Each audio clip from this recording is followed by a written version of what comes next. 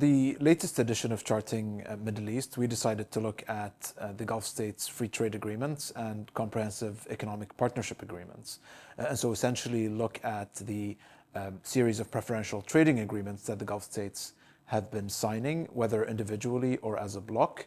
And essentially the way we see it is that this seems to be an adaptation mechanism on the part of these Gulf states to the global economic uncertainty and to rising barriers to trade through tariffs and other forms of protection. The Gulf states have accelerated and ramped up the free trade agreements that they're signing as a bloc with a number of countries, including Indonesia, Pakistan, South Korea, and many others.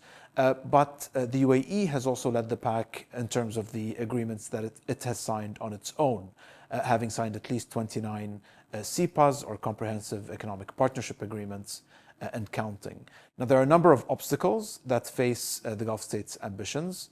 They still need to maintain unity and coherence as a bloc. They're all part of the Gulf Cooperation Council Customs Union. And so it can be a challenge to ensure regulatory coherence when the Gulf states individually sign preferential trading agreements with other partners. So ensuring unity, coherence, and regulatory compliance across the bloc is an important challenge.